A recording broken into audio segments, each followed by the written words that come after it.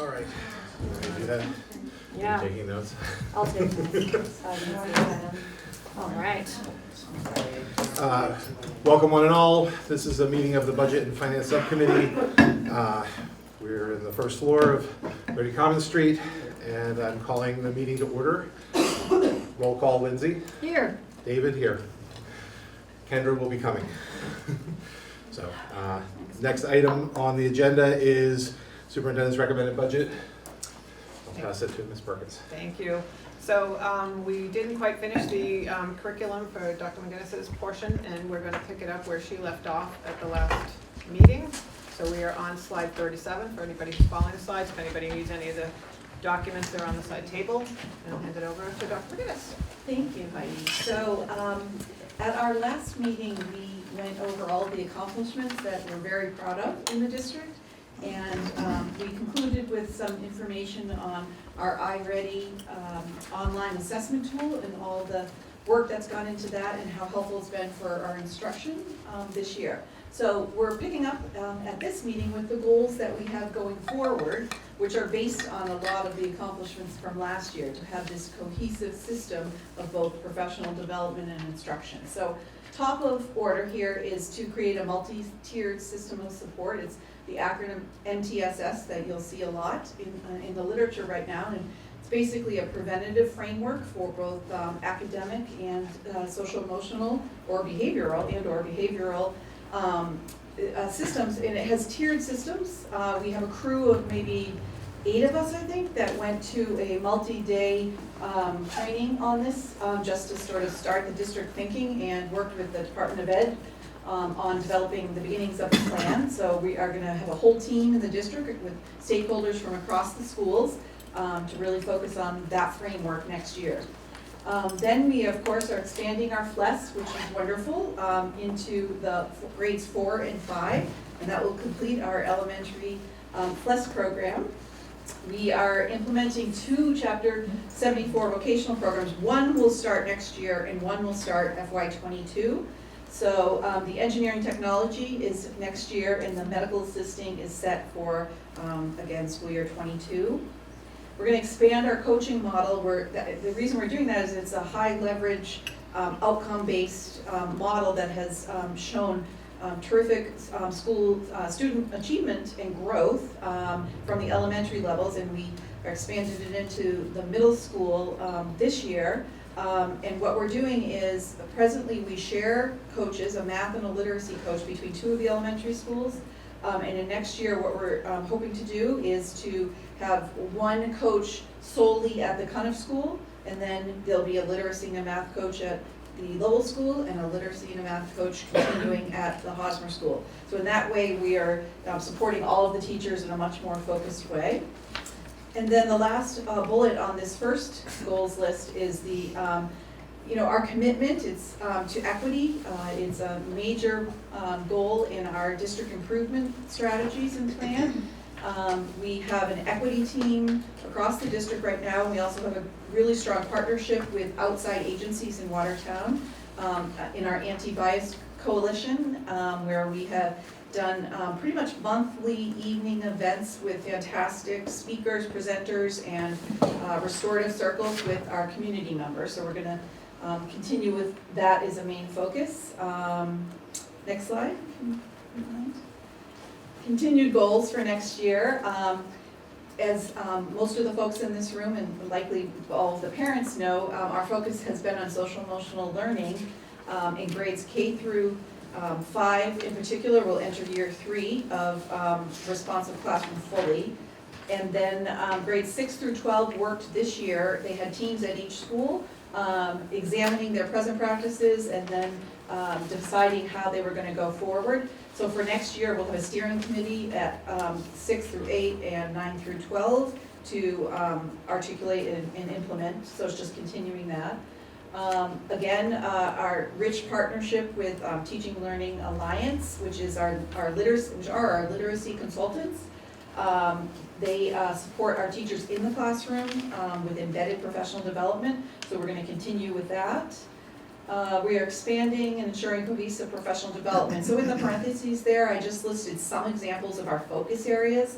including inclusive practices across K through 12, personalized learning, Imagine Learning, which is our English language learning program that we are using much more extensively to target the growth of our English language learners. Of course, literacy, math, differentiated instruction across curriculum, and continuing to hone and enrich our curriculum development in all disciplines. This is year 3 of Understanding by Design. We have a 4-year plan. So in FY21 will be our 3rd year, which is to build a shared understanding and common language around our curriculum in the district. We house this curriculum in the curriculum management tool called Atlas. And so each department puts their curriculum in there, and so there's 3 stages to it. So nearly all will be stage 1 by the end of this school year will be in this, and we actually hope to open that curriculum management tool to parents for the next school year in the fall, so that they can see the stage 1 of all of the curriculum K to 12. So that's pretty wonderful. And that speaks to the last bullet, which is the ongoing curriculum alignment and review. Could you move the next one, Heidi?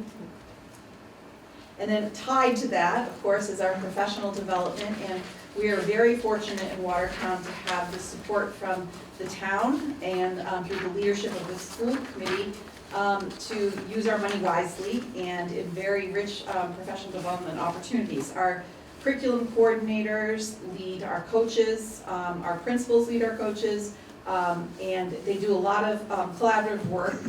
The focus next year will be Tier 2 curriculum. We've done a lot in the past 2 years in our Tier 1 curriculum, which means curriculum for all students. Tier 2 is more targeted interventions and targeted instruction, which at the elementary, actually K through 8 right now, we're using interventions in our iReady instructional tool as well. We're going to focus on that. Again, I mentioned already the UBD year 3 of the 4-year plan. We work with a consultant on that. We're going to look at more on writing and our partnership with TLA that we've been doing with literacy. We've been focusing on Reader's Workshop and reading, and we're going to shift that to more of a focus on writing next year. Dyslexia screening is a really important goal of across the state, actually.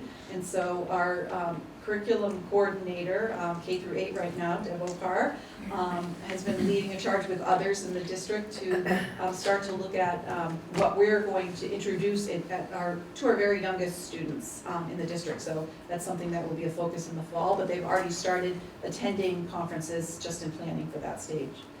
In the mid there, that says focus goals on the math program review. So Elizabeth Kaplan, our K to 8 math and science curriculum coordinator, and Dan Wolf, our 6 to 12 math curriculum coordinator, have been co-leading a group of teachers in doing year 1 of our math curriculum review from K through 12. And they've been doing a great job in collecting a lot of data.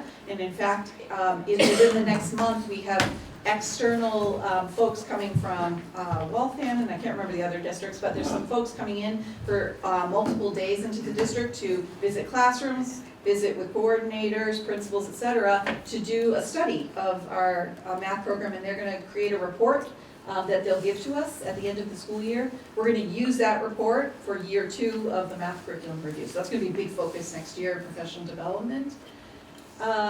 Continued work on our elementary Eureka or Singapore math, planning and implementation of our history and social studies standards. Our curriculum coordinator for 6 to 12, Craig Gustafson, and again, Deb Opar for K to 8, have been leading teachers and working across districts in Massachusetts in looking at the new standards, the 2018 social studies standards, and how we need to make shifts in civics, etc., in our curriculum alignment. So that will be their focus next year.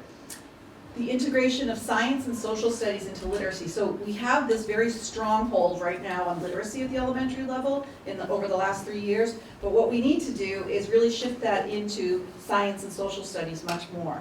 So that's kind of the focus area next year, which is pretty fantastic because because they're building it so strong in basic English language arts, we're able then to shift it to the discipline at the elementary of science and social studies and give it more focus.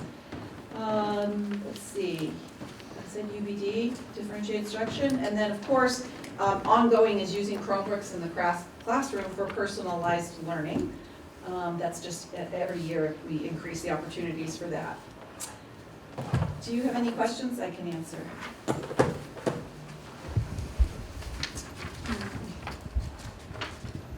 That's a really good summary. Thank you.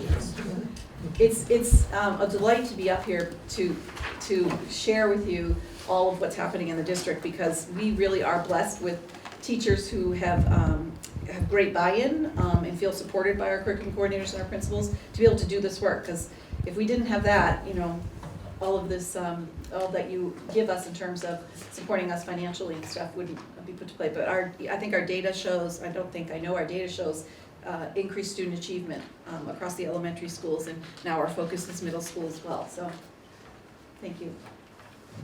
I think that's great. Thank you. Kathy will be, Kathy, Here. Reggie's here. Yes, welcome. Come on up, you can sit right up, wherever you're comfortable, that's fine. That's fine. So we're going to turn it over now to our Student Services Director, Kathleen Damaris. Hello. So I think the theme is kind of staying the course, more of the same. If you look at some of our accomplishments, this is our second year. We provided registered behavior technician course to over 50 staff members, including 100% of our early steps instructional assistants completed that course. So that's learning the basics of applied behavior analysis, or ABA, which is methodologies for working with children with autism and other developmental disabilities. I don't think there's any other district in the Commonwealth that can say that we have as many people trained as we have. We have over 75 staff members that have completed that coursework. We continue to provide the Autism Curriculum Encyclopedia curriculum for our Connections students, our students with autism, and provided additional training for our Connections teachers and instructional assistants this year. Ongoing consultation was provided to our Connections and integrated support programs. Integrated support is our programming for students who have emotional disabilities. Through Broadreach Consultants, that was Dr. Marcy Handler who came to speak about the Connections program review that was done last school year, and also through Walker Cares. We provided LIPS, which is Lindamood phoneme sequencing, specialized reading instruction training for 6 of our special education teachers so they can provide high quality reading instruction for our students. We provided visualizing and verbalizing training, which is reading comprehension and thinking, for 4 special education teachers, and we trained 6 special education teachers in the Wilson Language System reading program. So a lot of high quality PD to get our kids to be able to read closer to grade level. And moving on, some more professional development. Our focus continues to be on improving our inclusive practices. So we provided on-site job-embedded observations and coaching for our co-teaching pairs, and differentiation for our general and special education teachers. We had role-specific monthly supervision for our specialty groups, school psychologists, guidance counselors, and our social workers and school adjustment counselors. That was through Walker Cares Consultants. We trained 1 teacher in working with children with cortical visual impairments, which is a specialty area, and something that will help us build a capacity to be able to work with students who are blind and visually impaired within our district. Ongoing legal training for staff and administration, and we hired at last a teacher of the visually impaired. That's a posting that we've had up for, I think it was close to 2 years. Close to 2 years, it sounds accurate. He will be beginning on Monday with the district, so we're very excited about that.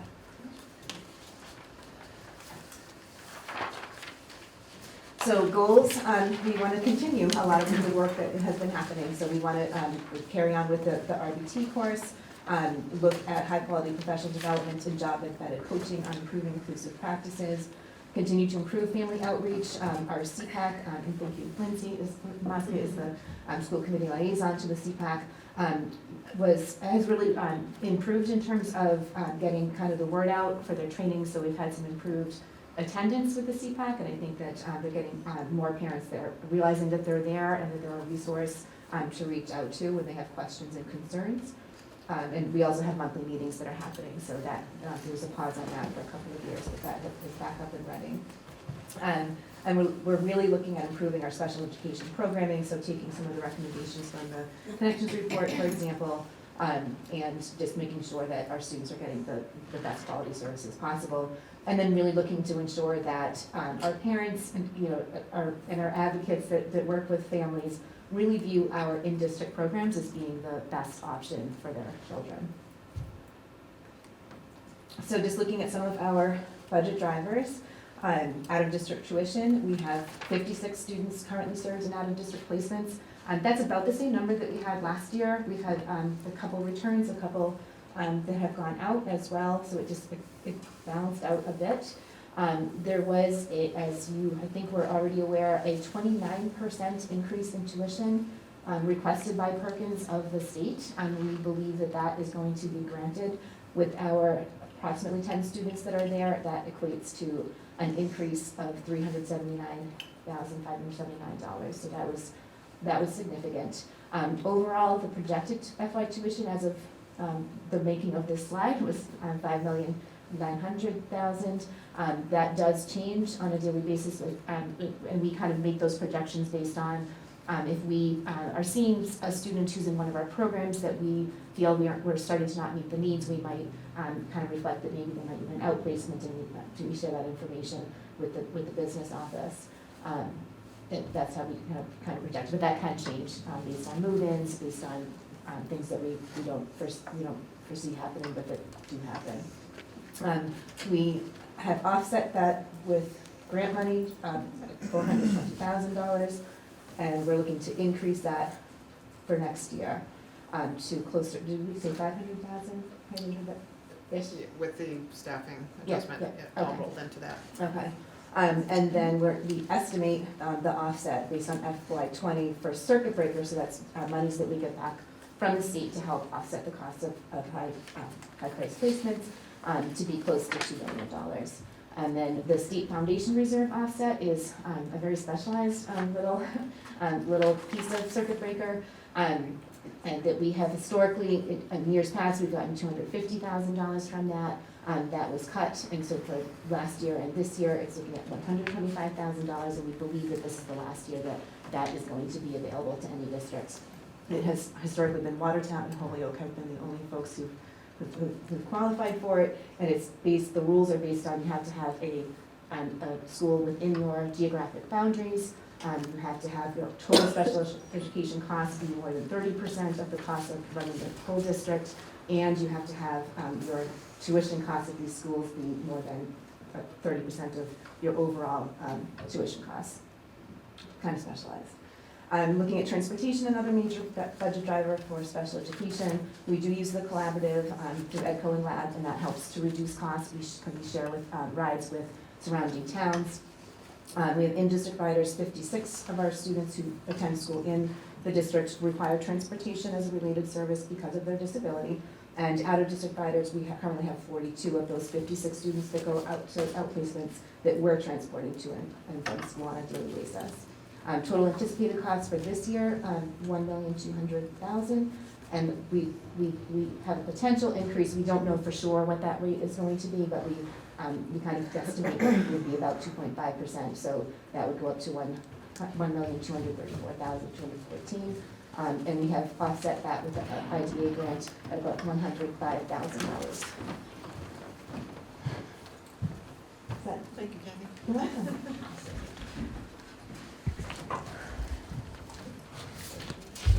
Any questions?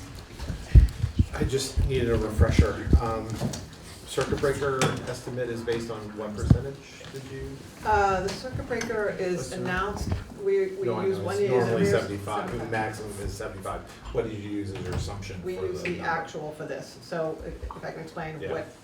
what we're using in this budget for 21 is the monies we're actually receiving in 20. So we know exactly what Oh. we're going to have. However, in the fourth quarter, we often get notified that this is a small bump, it might be $20,000 or something, but this is what the state put out last September to say, here's the actual Watertown payments. That's exactly what's used for next year, so there's no risk. Yeah, okay, perfect. Any other questions? You guys explained a lot of this in previous. Yeah. Okay. Yeah, no, Okay, yeah, thank you. All right, complicated, but. Yes. Yeah, okay. That's good. Thank you, Jen. So I'll do the next slide when you pull that up. I'm sorry? The next one for elementary. Yeah, I'm just gonna introduce now, the next segment of the meeting is for our 3 elementary principals. We'll come up and talk about their individual schools. So we are starting off Yeah. with, well, this is an overview of the focus areas. Were you taking? Yeah, I just wanted to Okay, say very sorry. quickly while Mina comes up to the front, because you're up first, Mina, kind of. The focus areas, as I mentioned in some earlier slides of accomplishments and goals, our responsive classroom, our instructional coaching across the elementary schools, and our iReady diagnostic progress monitoring and intervention program. So what we decided to do is, rather than be repetitive in the 3 elementary schools, is each principal will speak on one of those topics while they present their work. So, Mina, it's all yours. Sure.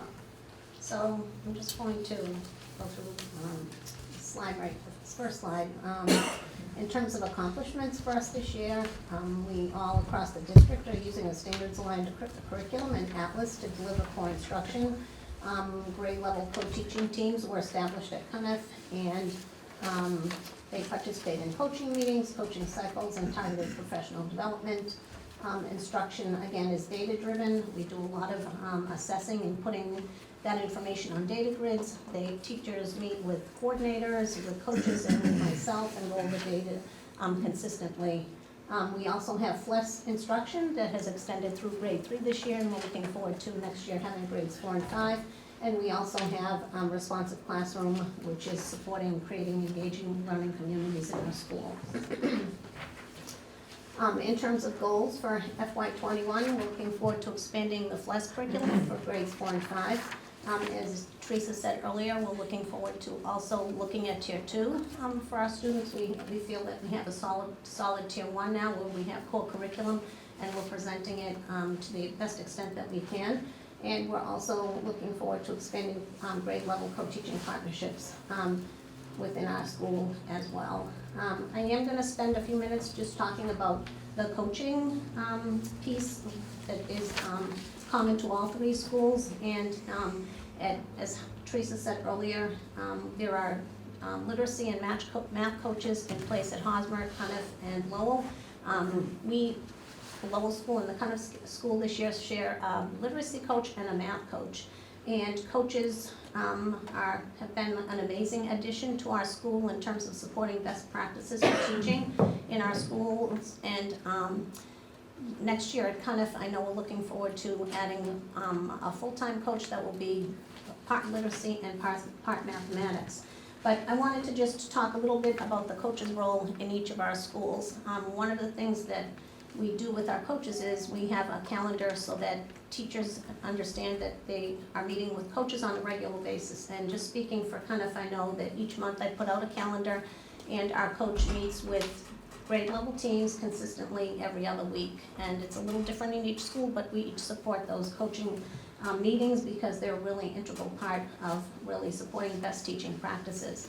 So for example, any day you could walk into, I'm sure, any of our schools, but kind of from 8 to 8:40 every day, there's a coaching meeting going on with a grade level team.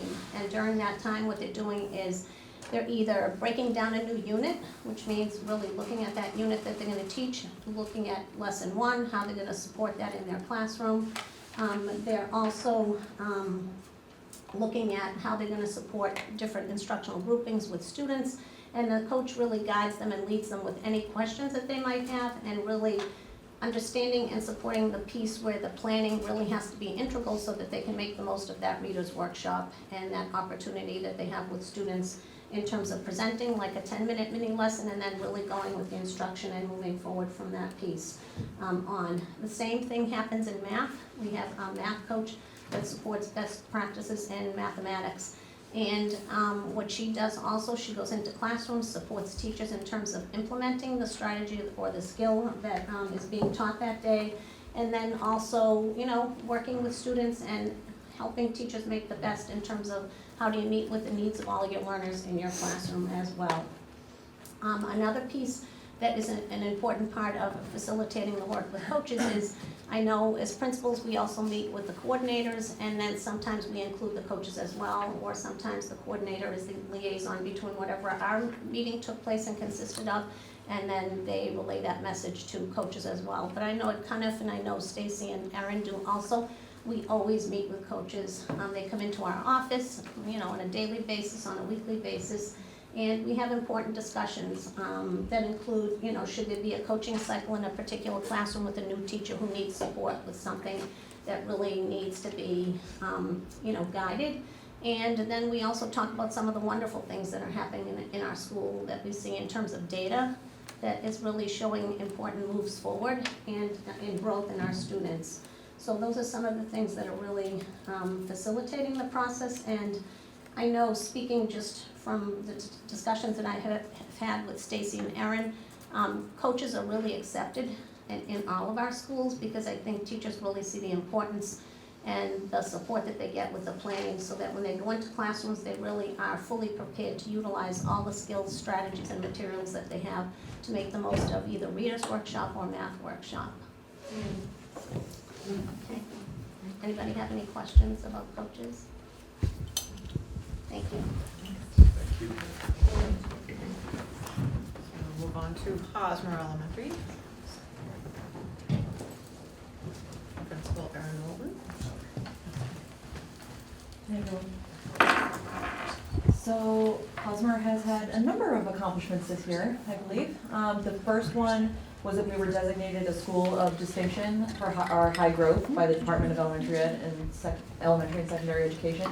That was due in part to growth over the last 2 years, which was really spectacular.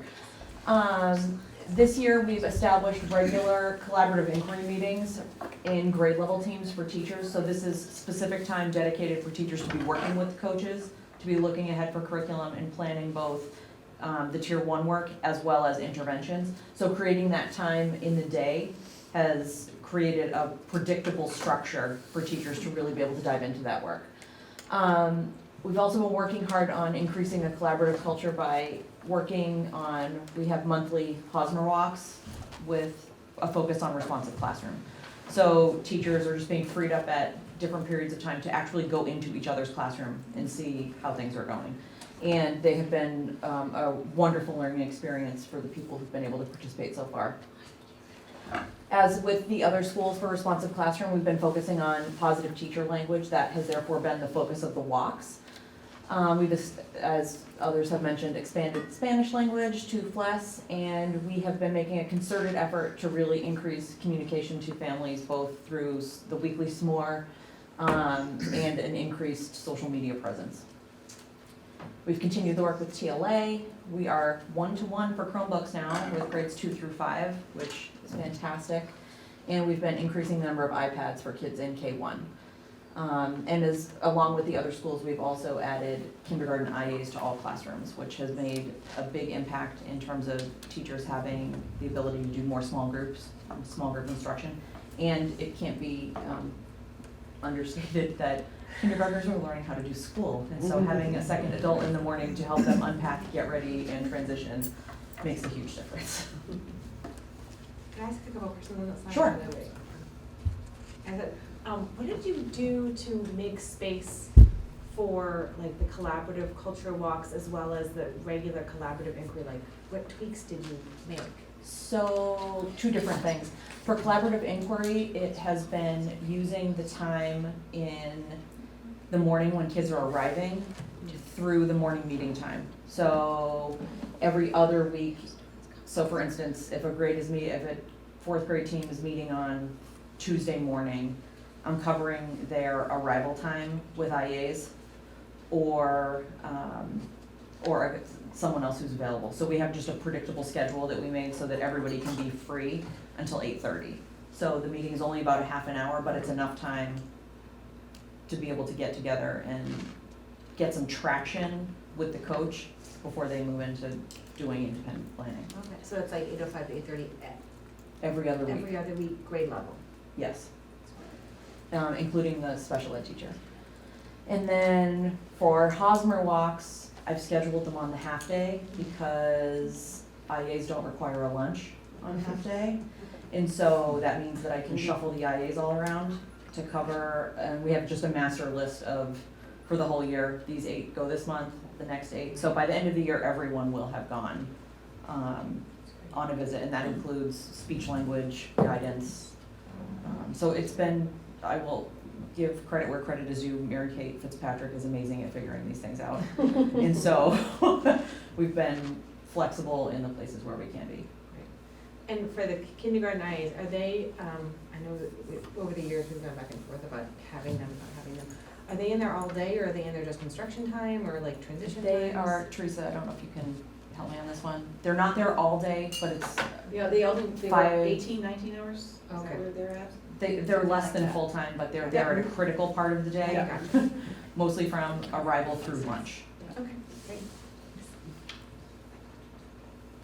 So some of the big goals next year are, as Mina already mentioned, to continue to develop our development of tier 2 interventions. So multi-tiered systems of support, as Teresa talked about, really bulking. We've done a lot of work over the last couple of years in tier 1, and now figuring out how can we best intervene for kids for whom that is not enough.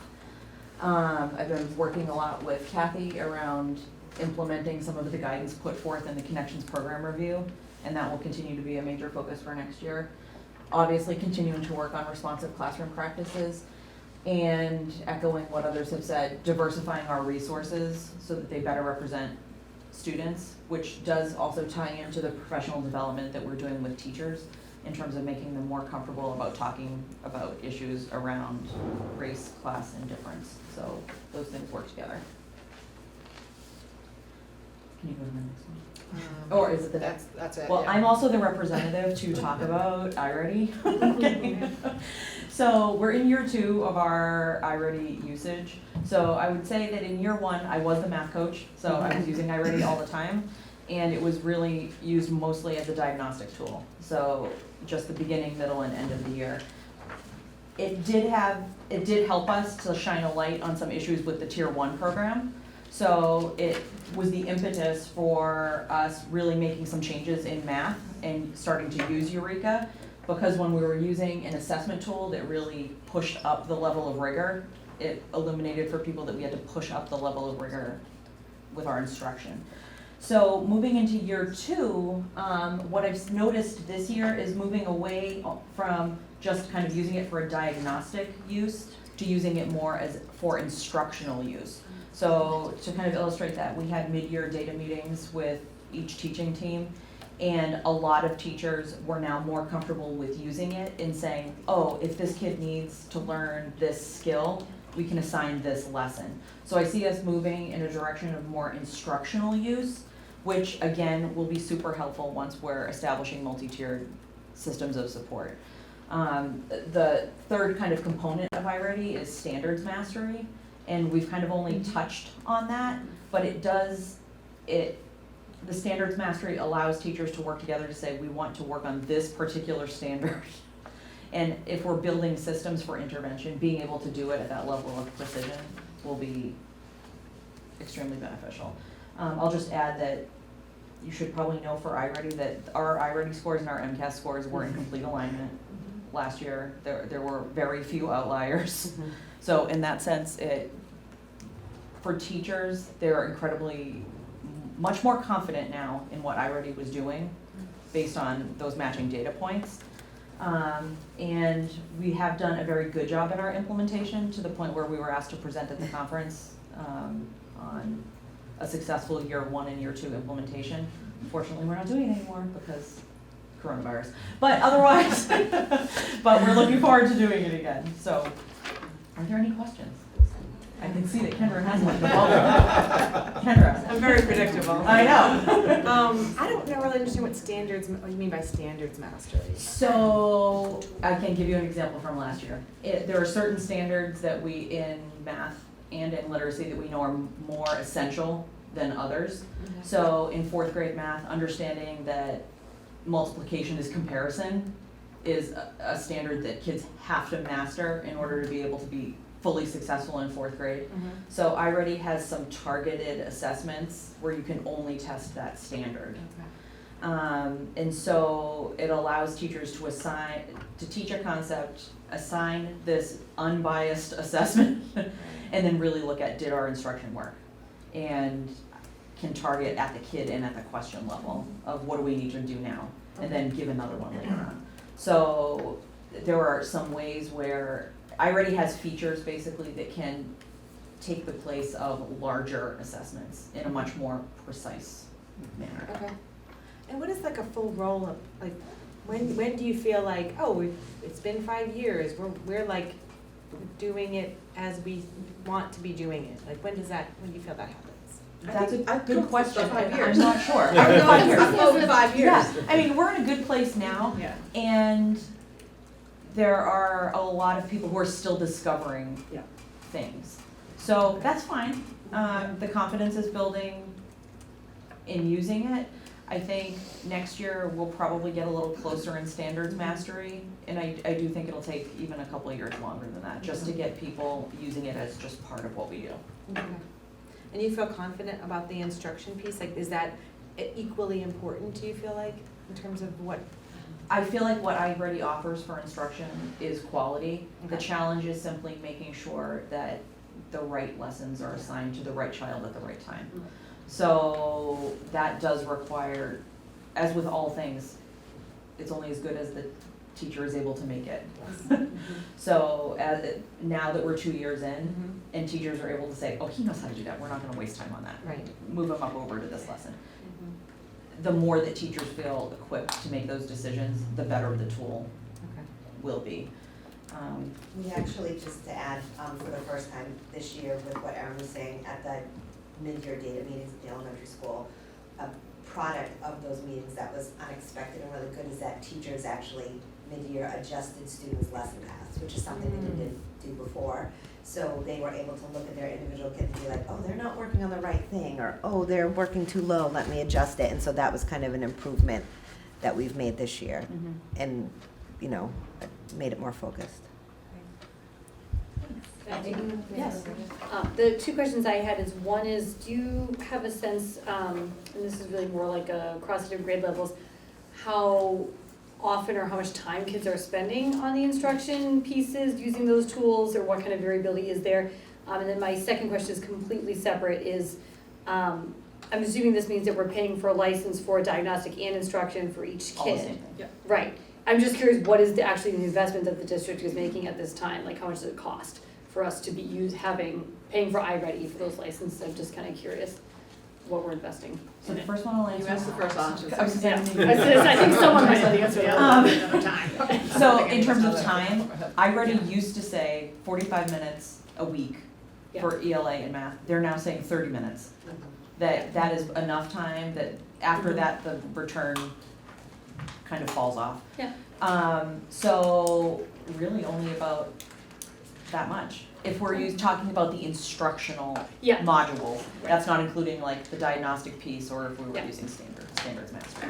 Yeah, no, that's actually, I was just curious, like, in terms of if that's what students are actually doing with that, like, if most students are actually doing about 30 minutes a week or so, or if it's. Variability. It's variable across grade and class. Okay. I will say, if we were to not be in school, it is something that would be very helpful I for don't know many what you're children. talking about. Yeah. All right, thanks. And in terms of the cost associated, before we included grades 6 through 9, because in 9th grade we do beginning and end of year, it was somewhere around 60,000s and 60,000s, but when we added that, it went up to 80, so that's about what we're spending annually, in the vicinity of that. But I also wanted to say, you've heard two principals, and then you'll hear Stacy speak in just a moment, and they're being a little bit modest for the iReady company, which is in 50 states across America, to ask them to present, and repeatedly they would contact Elizabeth Kaplan and say, come on, get your team together, we want you to present. That's really a testament to the work that's being done by the teachers in the district, led by these people. So I'm particularly proud of the principals and Elizabeth for that as well. Thank you. I'm gonna hand it over to Stacy.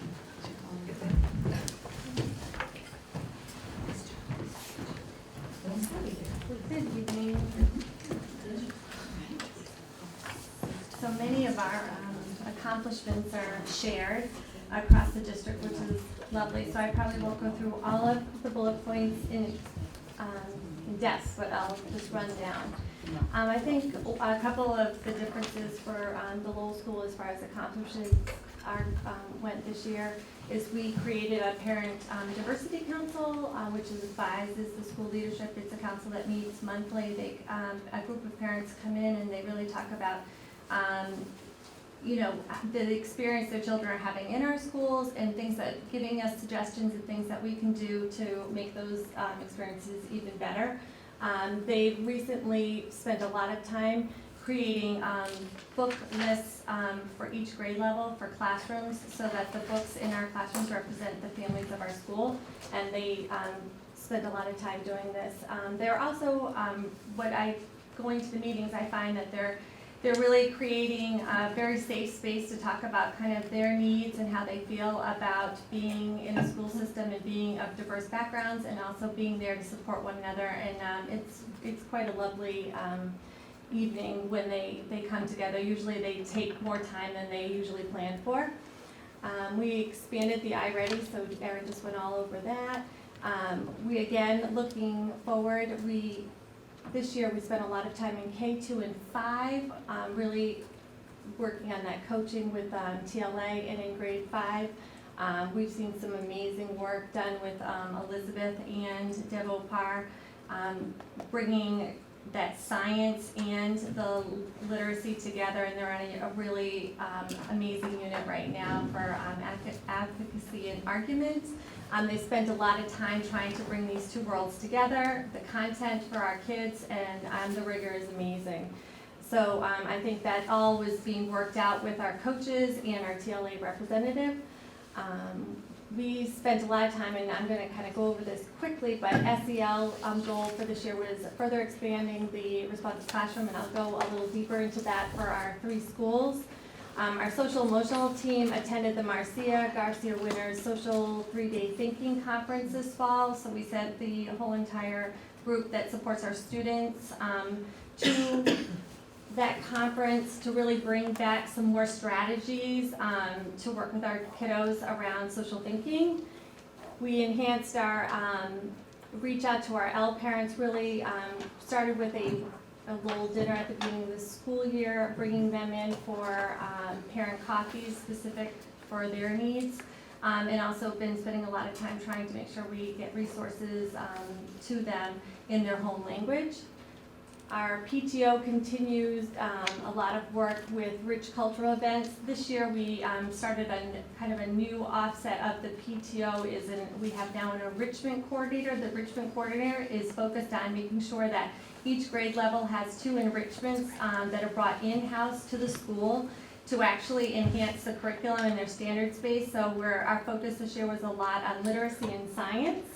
And we've kind of created a pathway so that if a student starts school in kindergarten and goes through grade 5, each year they'll be expected to have 2 enrichments that are content related. They won't be redundant, so they're having like a real rich experience going up through the school. And then we expanded our volunteer program. It's gotten even richer this year. We've had volunteers really supporting our classroom teachers in both literacy and just really helping out all around in the school. Our library is usually manned with many, many volunteers, which really helps us keep the library fresh and up to date. And we also have a group, if you happen to have a child at the Lowell, that if you come to our school, our parents volunteer and actually help open the doors. They're part of a crew that are welcome students to school every day. So I'm going to go back to responsive classroom. So that's an initiative that all 3 of the schools we're in year 2. So at the beginning of the summer, we sent we further sent to the 4-day training many more of our teachers so that they get the full training with responsive classroom. As a group, we all took on for professional practice goal, responsive classroom as our professional practice goal. So we are, in each of our schools, we're leading that professional development, and the work that we do in our school is embedded in our faculty meetings and also in our school-wide goal. We had a full, across all 3 schools, we also focused on a book club where we all were working with the book, I'm forgetting, like, The Power of Our Words, and really focused on our teachers really using language that is based on positive and very motivating speech to children. And so we did that book study, and we worked in our faculty meetings to kind of work on different strategies that we'll use in the classroom for that. We all have implementation teams that are Teresa's department supports, and these are teachers that come in and they get paid a small stipend, but they really help to organize professional development within our schools, and they're the ones that are leading those walkthroughs in the schools. So we go at the Lowell, just like at the Hosmer, and we do walkthroughs monthly, really looking inside the classroom to see all the aspects of responsive classroom, and we choose different times of the day to make sure that it's embedded through all of our curriculum. And that's been, and we let the teachers run that, which is really kind of neat, and then they give feedback to their colleagues in a memo. So they kind of talk about like the trends they saw across the school and the positive things that they're seeing that are being implemented in the classroom. We did some training around knowing the difference between calm down corners and timeouts, and really working to find a safe space in the classroom where kids can kind of go when they need to take a break. We're further expanding that into really trying to create the same kind of calm corner for every single classroom, so that that won't need to be retaught every year. We'll have the common language, the common tools, the common places that children go in a classroom that they can recognize as, you know, in their new classroom next year, I'm having a really difficult moment, this is where I can go to kind of refuel. Staff has been sharing strategies at the faculty meetings and other meetings, our opening day PD. We spent a lot of time having our staff actually create the activities, driving the teaching with their peers, which has really been a nice way to kind of, instead of having the principal always be the one making all the talk, but having them actually talk and lead those things. Working in our GLTs. We have a common drive that basically this is where all the lessons are housed. These are places you can go for resources, and so that we really are trying to make sure that everyone has a place to go when they need any information. And we had morning meeting where we invited our parents to come and visit a morning meeting by grade level, and we did that across all 3 schools. And so those are some of the things that we're doing in the responsive classroom in year 2. Any questions? We have this goals slide. Alrighty.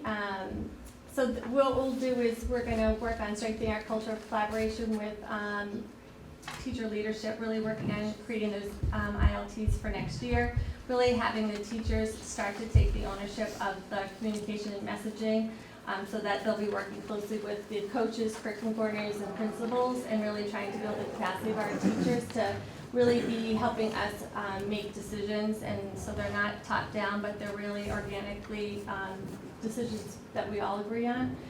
We're going to begin writers workshop. We're going to start working on really bringing more writers workshop units into our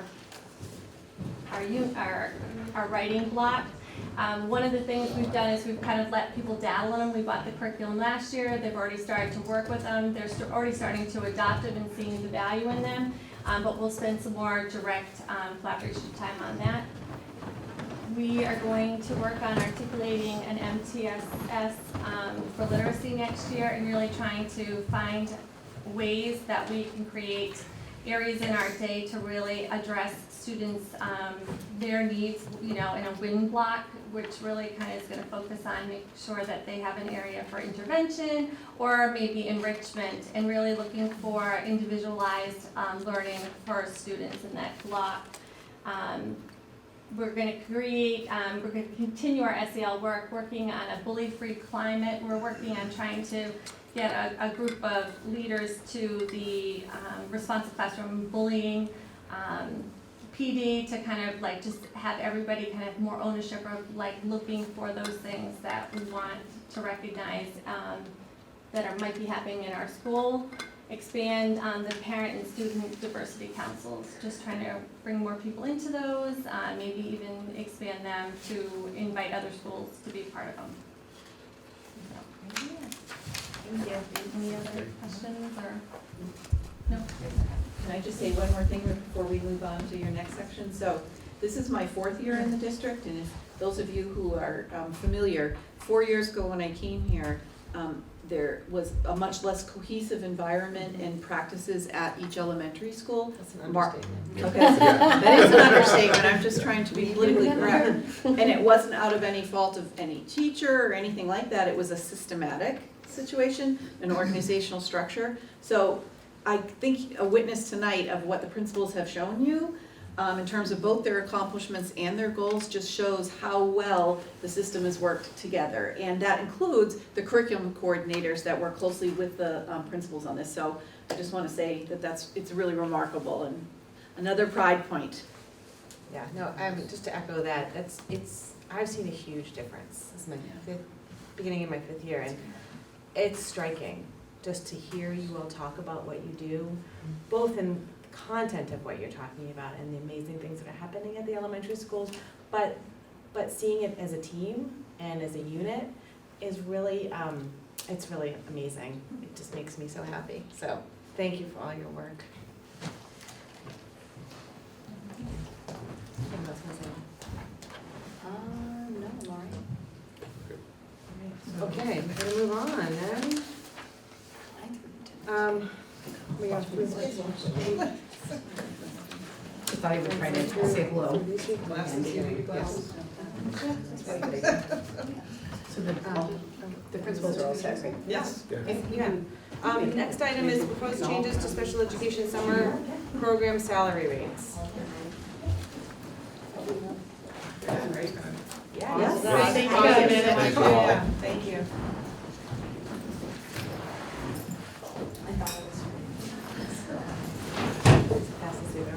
Adam, for the record, my 5th grader, or my current 4th grader is psyched. Nice. That she gets a little bit of Spanish. Are we next year. going, are we going to? Is it? That's the goal? My current 4th grader is not psyched, but I'm psyched. Yeah, we've started writing 5th grade. It's exciting. Good. Great, Thank you. Okay, so so we're gonna move on to the next item, which is the Summer education salary rates. So the proposed changes to special education summer program salary rates, and we have our Director of Student Services, Kathy Damaris, with us tonight, if anybody has any questions. A memo went out, sorry, why is that not showing up on the board? Let's see if I can get that up on the board. Maybe not. It's not looking right. Close out everything. I don't know why that's not coming up on the board. It's up on my screen. Sorry. That's okay. Well, it's short. Does anyone have any questions? I mean, we ran it through. Do you have any questions about it? No, it totally made sense. Yeah. I did read it in advance. Now we- Yeah, I did read it in advance also. I would like to understand a little bit more about the total financial impact, right? I need a big picture, kind of, what's the total package look like at that point, how much, and so forth. So I don't know if you have those answers with you yet. I know I didn't submit them in advance for this. Right, we do not, unfortunately, so, just to sort of hone in on a little bit more about the background, as I said in the memo, we don't really have very many people from out of the district at the $17 an hour, but we know that it was long before we came in, that has not changed for years, but that's one of the reasons why there isn't anybody coming from out of the district to some of these positions when they are needed, because we're so far behind the times on that. The teachers and related services, I mean, it is going up a little bit, but again, Kathy, and it's not with us tonight, but she has done comps of other districts, and we are lower than other districts, so we're really just trying to get to market value so that our staff are not teaching summer for other districts, which is what is essentially happening now, because they can make more money going to a neighboring district. For her to be able to get our staff to be interested in teaching here, we have to be meeting market. And the IAs, we had, which was before any of us got here, sort of an interesting setup that an IA who, you know, none of these jobs are tied to the WEA contract or the work they do during the year. So we had some of our IAs that were working as an IA in the program getting one rate. Our teachers who wanted to only be an IA but not a teacher getting another rate.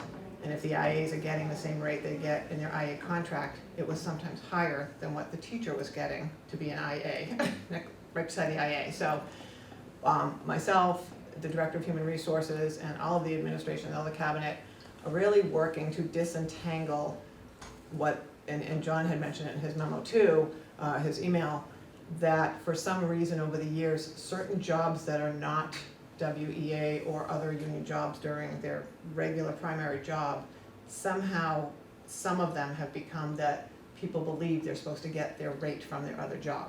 And these are not union jobs, they are not tied to that. And so it has made some of the schedule, the salary go sort of askew, that, you know, some of them are, if they get a step or if they get a COLA in their other job and they're expecting that same rate, but then other people were at the 17, or the teachers being an IA in the summer program were getting 25, and that's been flat for a long time.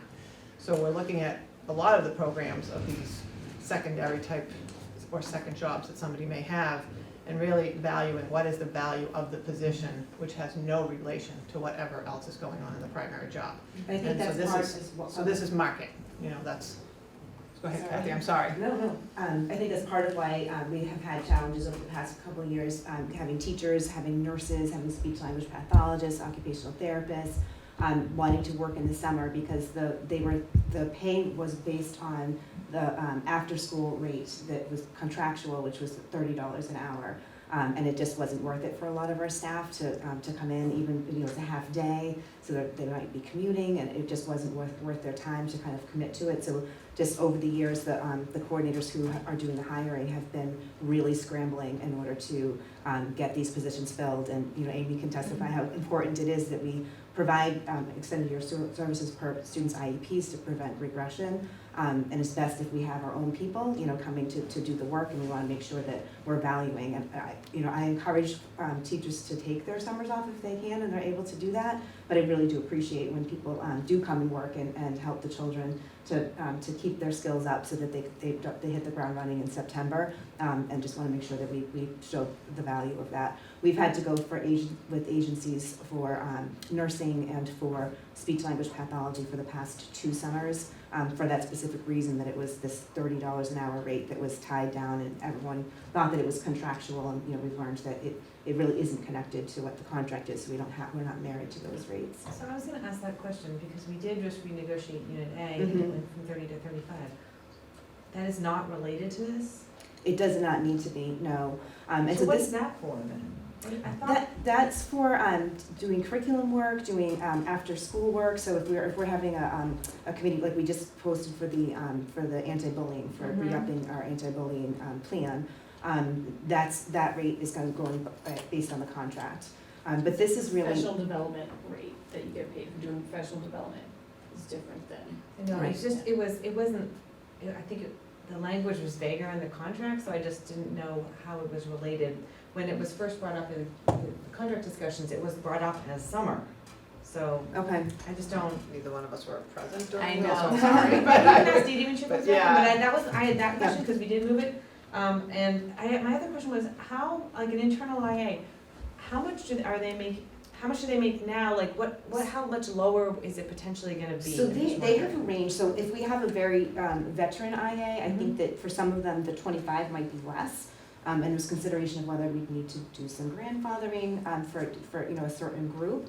But currently the range for an IA pay is 21 to 27? Well, because we haven't settled yet for this year, so Right. it can be it's in the 20s, between, I'd say 21-ish up to almost 28 and change, before we end up negotiating for this year. But the disparity that we were seeing, and I'll bring up another, for instance, we had someone who does a completely different job in the district last year, put in to be an IA for the summer program, and we were paying a certain rate, and then that person said, well, I do this other job in the district, I should be getting my hourly rate for this other thing. We're saying, but that's not the job you're doing. Like, No, if I understand, I so- get making it So it's very consistent. confusing for No, yeah. people, and so we have people that were 17 that's just been there a good 10 years, because I see letters going back 10 years and people's And that's fives. unacceptable. Right, so no one's gonna work for that, especially, as a And minimum you wage rate, sign, so we they have sign a people. separate summer contract, don't they, for what Well, hours they'll be paid for? and That's all that? what we need to, Ken will post these, and the Yeah. rates will get That's posted. great too, right. We're hoping, Kathy really needs to get the posting done next week, so we really would like to have this voted at the 23rd school committee meeting. But again, we're required to offer it, and we're required to staff it, so that we don't really feel like there's a lot of wiggle room on making a decision, because we just can't get the people. Yeah. And she did do, call around to get some market No, rates. I- And they only do, what is it, Yeah. 4 hours a day for 6 weeks? It's or 4 to 6 hours is one program that is currently 6 hours. We're looking at whether it should be 4, not decided yet. And 6 weeks for, it's basically 6 weeks, 4 hours a day, 4 days a week. Kathy, can you speak to how many, if you have that off the top of your head, how many are teachers and how many at each of these levels roughly? I know it depends on how many students each year. Yeah, I think it's about 15 at the elementary, 15 to 20 at the elementary level. I think this year we might need, 10 to 12 at the secondary level for teaching staff. That's teaching stuff. That's the teaching staff, yeah. I don't think that even if we had the same number of IAs, I think it's gonna come out even because because of that range, like this is right, a little bit high, but it's in that range. The teaching staff, it will make a difference. I will say that our IEP teams are a bit more precise about who they're recommending extended school year for, so that the number of teachers is slightly lower than it has been in years past. But again, it has not seemed that $30 an hour was a fair rate to be paying the staff for doing this particular work, because it's just as intensive as the work that they're doing during the school year. Can I ask you a question about the 42? Was there the same issue with like teachers making, was 30 or were they making 30. whatever they were 30. making? Okay, 30. so there wasn't that same confusion about an IA and a teacher? There was We were not. just setting them, There was not. The main issue that I found was Yep. that there wasn't enough incentive for our excellent teachers who Yep. know the students to come in and work in the summer. It just wasn't enough of an incentive, and some went and worked for even other programs Yep. within Watertown, because, I wanna do something different, I wanna switch it up, I need a rest.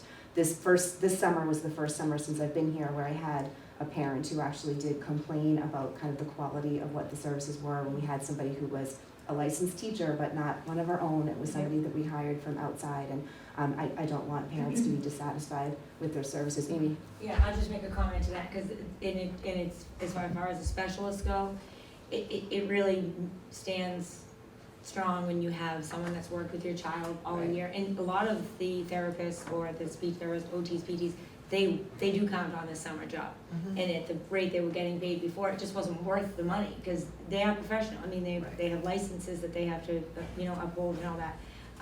And sometimes when going through agencies, it ends up actually costing us more than the actual hours that you're paying them anyhow. So Significantly more. significantly, because we have to pay the agency to hire them, and then they're paying, so we pay more, but we're getting less of Exactly. a person. That's You know what I'm exactly saying? true, Amy. And So- to add to that, obviously with settling Unit A going from 30 to 35, we have been paying 30 for quite a number of years. We would at least have to go to the 35 at the minimum. But we also, when we looked at this rate, and Kathy compared to our, neighboring districts, we recognize that these teachers also have to do prep every day. They don't have a full day at school where they have prep periods. So we factored that in, that there's time when they're not actually there teaching, but they're spending some time at home that's, is not billable hours. It's really sort of all combined into this. So we factored that in as well to Do they compensate them still for have that to time. present you what they're gonna do, their work? Like, I remember a couple of years ago, they had to say they did the whole unit on, I don't even know, butterflies or what, See, magic that- or whatever, do they That's have up to? to each site coordinator, but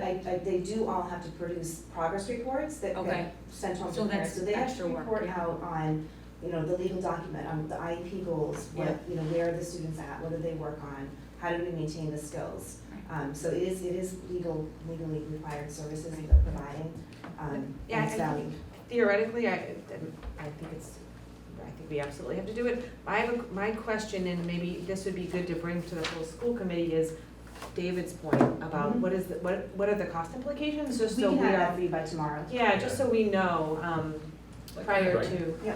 that'd be just really important, even from last year to this year, like, what is the, Is it the dollar okay for the increase? budget, what, Yes. going forward, if we're not going to increase this, when might we look at it again, Mhm. Yeah. to think about an increase, what makes sense, because again, the market's gonna change all the time, Yep. generally upwards, so, right, it's not, I don't know that we wanna wait 10 years or 5 years. Right, I think that's about, right, if I we're think that's what they're saying- claiming it's been, because it mirrored the teacher's contract and the 30 was put in It's several been a really negotiating long time. cycles. So like I Yeah. said, we anticipate that we would at least have to go to the 35, but we probably would pay them for prep hours then, and it's going to come out probably about the same cost anyway. I So just if we wanna pay know what them it for will prep, cost. it's gonna, yeah. You got it. Okay. So, So I'm okay with what's been and then we'll proposed. compare it too with what it's costing now for outside and say, this is right, this is what it would look like, but this is what it looks like now, if we did the 35 increase and paid some outside agencies the $60 plus an hour that we're paying. I do also Yeah. think we need a little bit more clarity around what the process will be to make sure that there's clarity for the teachers and the IAs that they are working for the summer, not within their contracted rates Mhm. during the school year.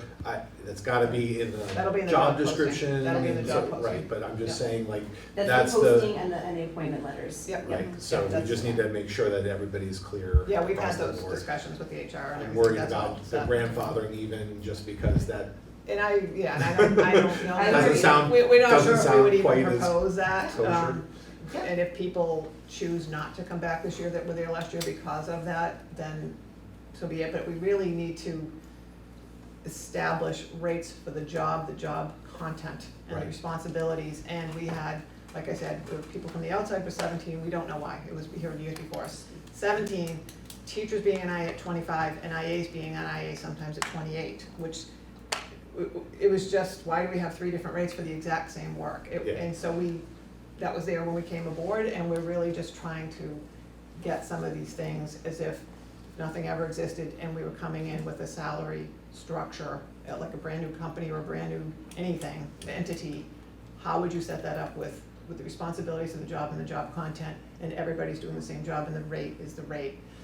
Instead of people saying, well, I want my X rate, I want my other rate, or whatever, we're like, well, wait a minute, that's Yeah. not what you're doing. I Yeah. think keeping So, it this yes. consistent is really important, so that you don't have outliers of grandfathering in.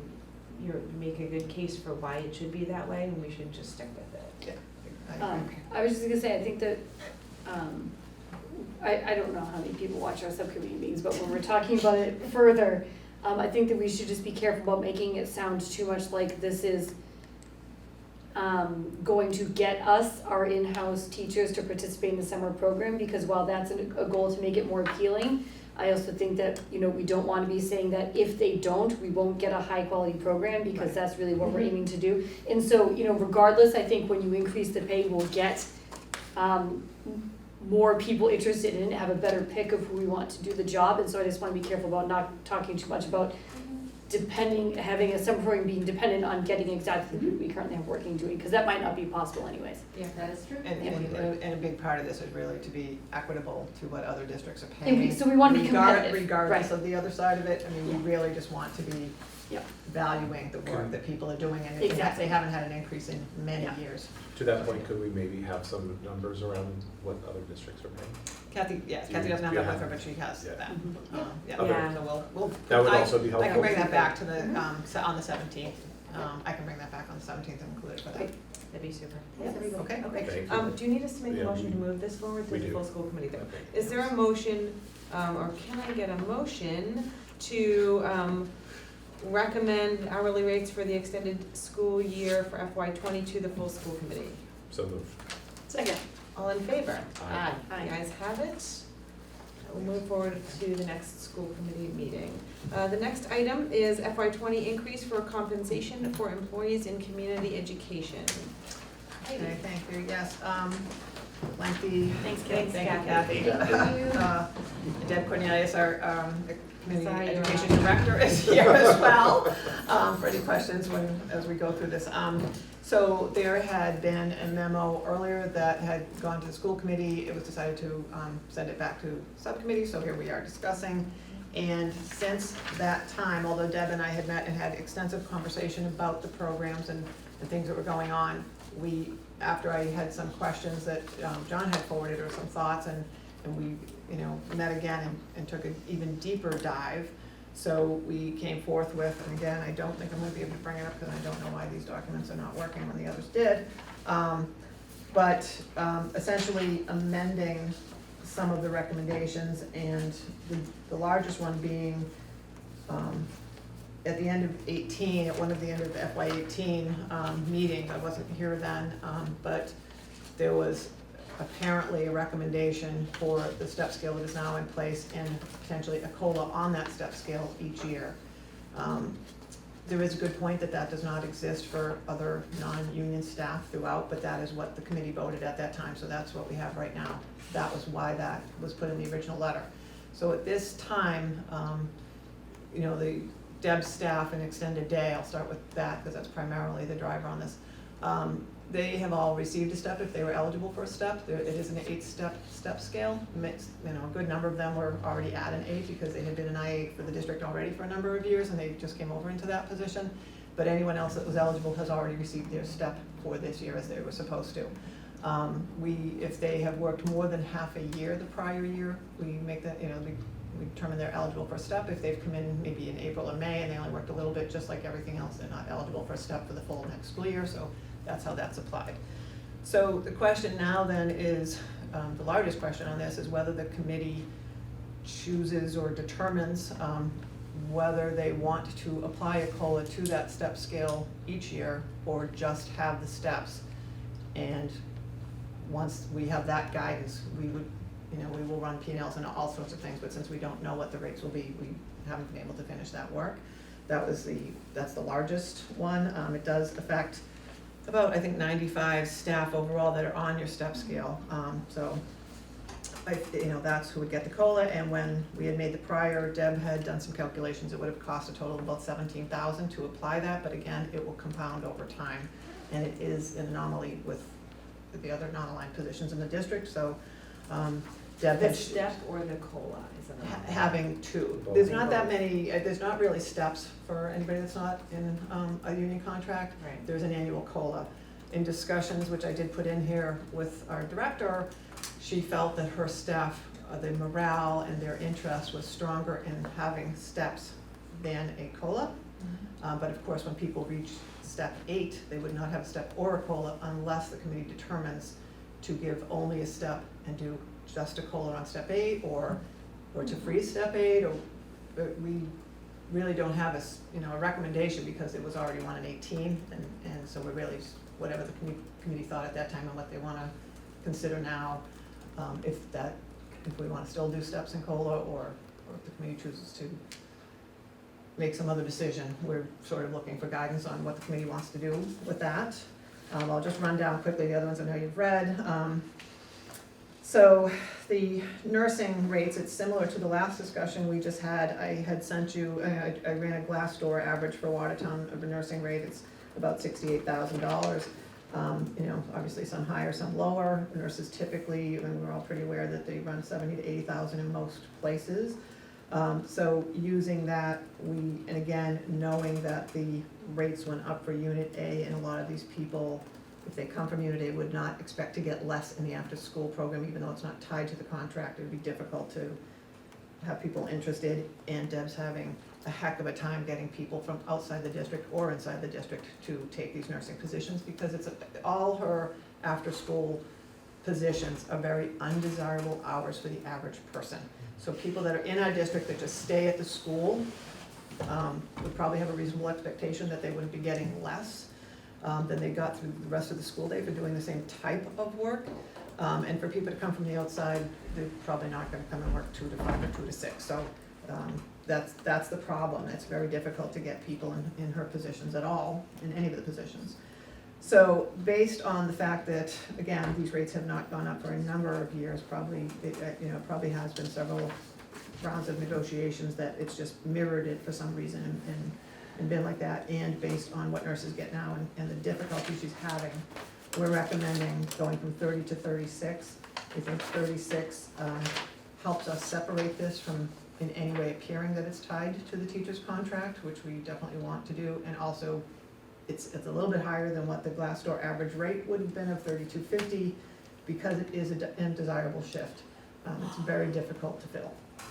And right now, at one of the schools, we have not had anybody take that position for a couple of months now, and we're paying about $65, $68 an hour to have an agency nurse come every day. So, in addition, over time, we've been infused, Deb's been here, and I'm sure from prior to that, the needs for nursing have increased. The population of kids needing nursing services within the overall community ed program has increased. So we have to have the nurses to be able to make the programs fully accessible to all. So it's just that's where we're at. We're trying to staff rather than be paying double this for outside agencies, and to have hopefully people that come, the same people again every day. They get to know the children, they get to know their specific needs or medical conditions or whatever it may be. So that was the intent on that one. The behavior support staff, they are already getting $30 an hour. That's IAs or professional staff that are doing this job. So this is nice. We're just gonna stay. We're not recommending any change there. But again, this does point to that we're trying to say what's the content of the job, not what other job do you do. And this one actually already is fulfilling that, whether they're professional staff or IAs. It's $30 an hour to do this work and be in that position. Late bird staff, that was something that was added when the later school start times came up, and it was before I came on board, but my understanding was that was an arrangement to make it workable for staff or other people, for just somebody to stay 1 extra hour. It's only at 2 of the schools, because one of our schools has just 2 or 3 or 4 kids, and we don't run it as a separate program.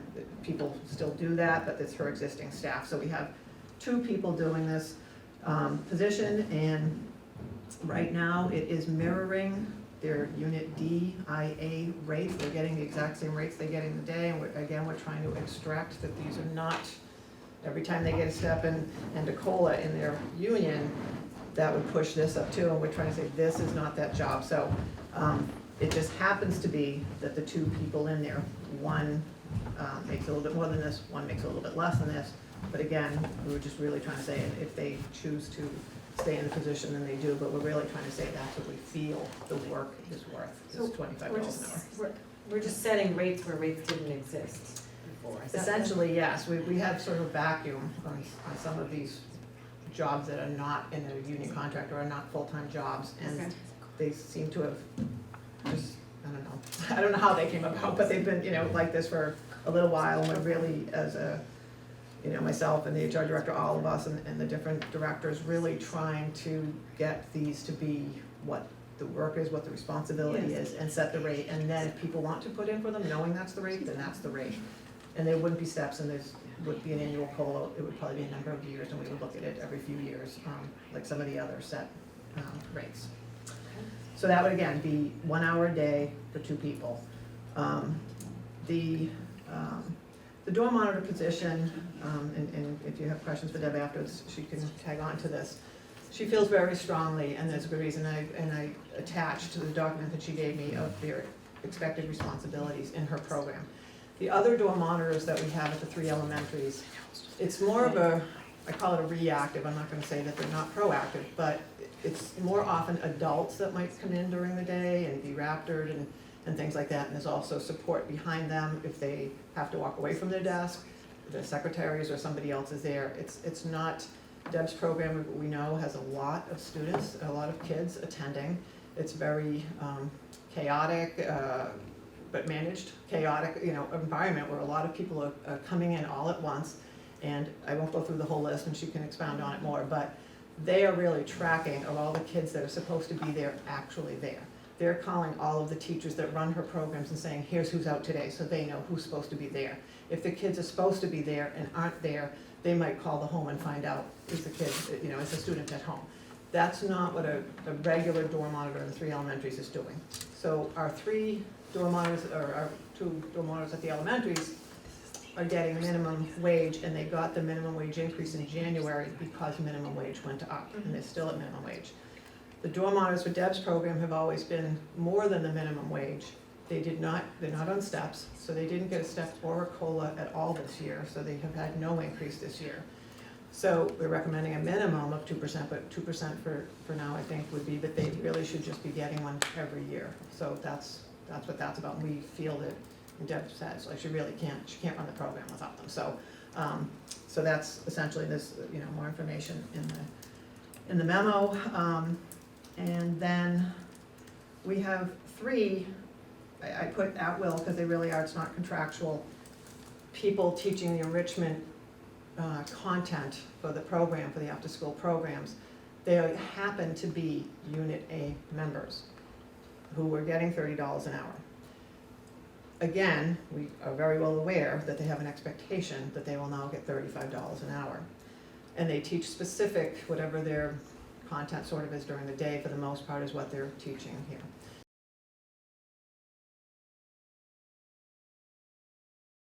And the last point before, if you have questions or if Deb wants to add in, was the 3 teachers, Deb has on her step scale that the committee approved, back in 18, a lead teacher position now, and she has people filling lead teacher positions. She would like to sort of abolish these 3 at-will, uncategorized, I would say, enrichment positions, and then create 3 new lead teacher positions, which will cover the enrichment content, but give her flexibility to do all different types of enrichment, and or if she doesn't need enrichment or somebody's out that day, she would cover it in other ways. So she can't do that now, so it'll be actually dropping it from $30 an hour to $25.20, which is what the lead teachers are making now. But we also don't feel that enrichment is a higher value than a lead teacher and the work that they are currently doing with these programs. So it just seems that it's a little bit upside down to us. So I'll hand it over to Deb and the committee to go back and forth if any questions, but that's essentially where we're at. I mean, just from the last point and a couple others that kind of relate to it and the other ones, I think it makes so much sense to have a separation in pay scale from what happens during the day, whether you're in a contract or not, and what happens when you are employed in the community ed program after school in any of these various roles. I mean, anything that kind of allows, you Deb to sort of best manage your staff for the best experience for students, I think is really important because so many people love these programs. I mean, the lead teachers who are currently working in programs do an incredible amount of work in enrichment for the kids already, and I think it would be nice to have the opportunity to direct that more specifically as the programs that need it. But a lot of these asks in these ways kind of seem like just making sure that there's this separation between what happens during the day and what happens in community ed, which I think is the right thing to do since we have a director of community ed that's working so hard to make that program what it is. Well, I kind of think we almost should take these point by point, because there are so many of them. Yeah. And I think that probably just my personal opinion is that the pay scale overall point, which I know is probably the most important one, should probably be the last thing that we talk about, because all the others are fairly discrete and easy to kind of just say yes or no and move forward on. But yes, I'm in concurrence with Lindsay's point of, like, let's make sure that everybody understands that when they're working for community ed, they're not working under the WEA contracts if they are under a contract during the daytime, and so forth. And that being said, I also am generally in agreement that we should be increasing our salaries overall for all of these people, because I recognize full well, particularly once I read the building monitor expectations, like how much additional responsibilities they have compared to our daytime building monitors, and we really should also not call them the same thing. So I'm in agreement with that too.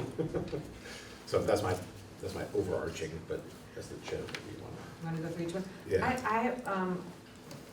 I I had a question about just the impact on the budget, because there was, the last section of the Yeah. memo talks about, running in a You're running in a deficit. deficit. And so I was concerned about, I mean, these are all fun recommendations. Generally, I have questions about each of them, but my larger question is like, how much is that deficit? What are the financial implications of each of these, of all of them together?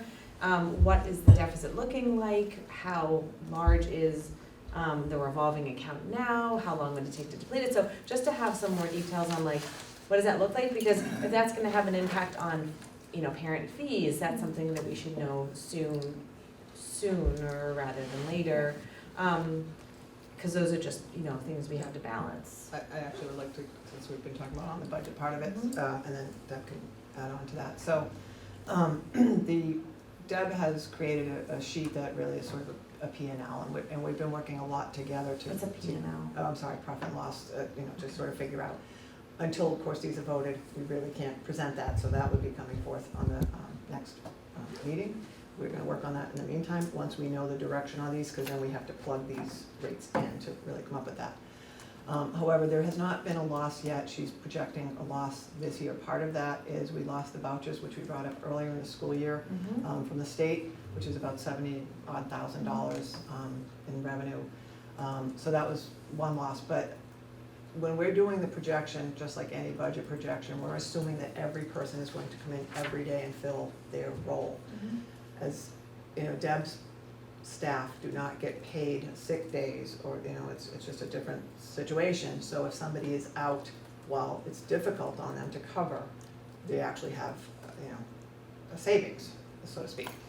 So when we're projecting, for the end of this year and then in a future year, that there could be a loss, it's as if we're going to be paying all of that. But it's important to say that most of her staff work a daytime job for us, they're IAs, so all of the hours for Deb are at time and a half.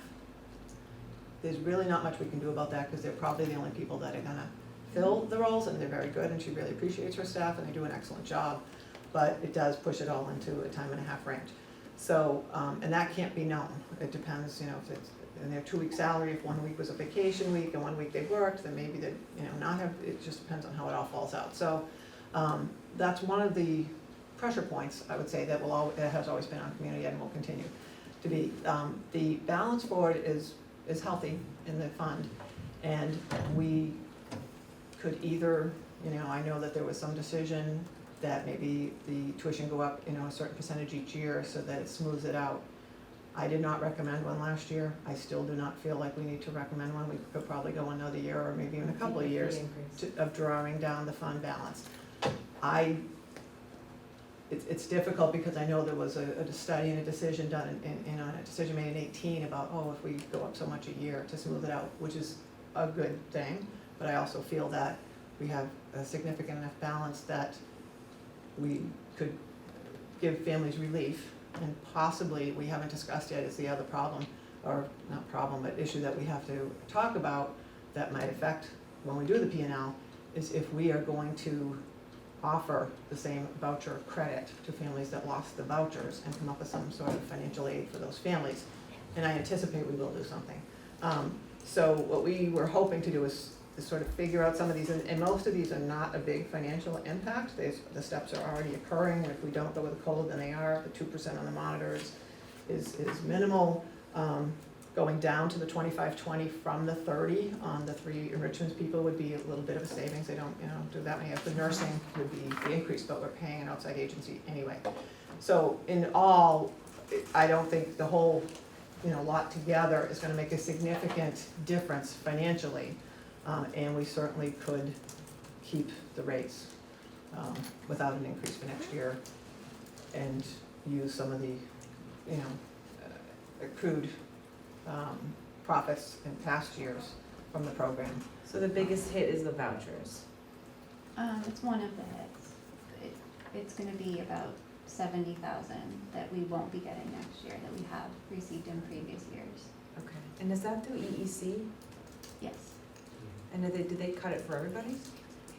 So they changed their requirements, and it made it so that it was nearly impossible for us to comply with their requirements. some of their requirements for staff were above and beyond what professional staff requirements are for school day employees. It would have required background screens twice. It would have required monitoring visits that were looking for compliance with different types of facilities for things like hand washing, things that we do, but maybe not in the way that they were looking for in the requirements. So it just made it very difficult to be able to comply, and we are one of many school districts that decided that it was just not something we couldn't move forward with it knowing that we weren't gonna be able to be in compliance.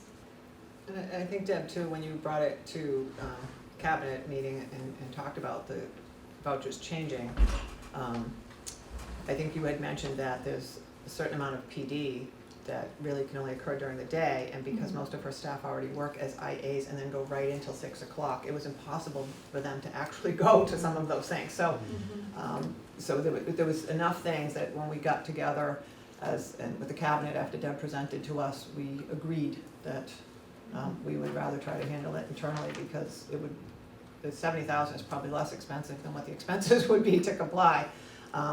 And she just didn't have a way forward to meet the compliance. So Deb checked out with all the other districts, and there's very few, if any, that are really staying with it. I will say it also affects the preschool pre-K, except that we don't have anybody on vouchers right now. So, and she's able to comply because her staff are full-time staff during the day, so they can get that PD and all of that in. So if Karen has that, they will still do vouchers if they have people on vouchers. It's just this program. And in terms of, I mean, the conversation we had around the steps was, it was really hard for you to retain staff, if I remember correctly. And that we created that as an incentive for people who are already there to stay Yes. and to continue on. But you tell me if there was a different way you. No, that's exactly Okay. right, and I feel like it has been working too. Okay. As you can see on the rate sheet, it's a huge increase from what they were making. Those rates that hadn't changed for a number of years, and I feel like they feel their value more now that they're on a step system, and they can grow within their positions. It's made a huge difference for many of our staff, and whether or not this work and these hours are worth their time, and if they feel that they're valued. So. Okay. No, that's great, and I feel like if we're not going to, I think we can think about like a 2%, some sort of an adjustment to that, only if we're gonna talk about fee increases or do that every few years. I don't know if that's something that is fiscally responsible to do that every year, just because if you have costs for parents that are flat, you can't keep growing the cost for the program. So I don't feel comfortable doing both consistently. And we're not advocating to do both. I just want to say that Deb's perfectly comfortable with steps only, and potentially, and it might not be for this coming year, it would be something we bring back after we look at all these things together and do a P&L and talk about at a future meeting, what did we have in the fund balance, where are we?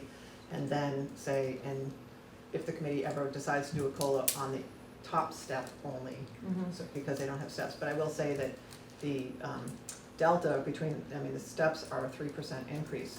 So if you're going to do a COLA, those staff would be getting a 4 to 5% increase per year as they're going up the steps, which is significantly more than the entire rest of the district who are not in union contracts. Can I just ask, how many people are at the top step in each of the categories? Do you know? Yeah, it's gonna say- Percentage-wise in Right, particular? because like, Yeah. like Deb said, like having people stay and feel valued is pretty important. If you have someone who's been there for 8 years and has been committed to it, Right. I don't really feel comfortable saying that those people don't get any increase year to year either. But it's like, like it was it said here, like, you could also just say like, the people at the top that wouldn't get anything otherwise, get a cost of living increase.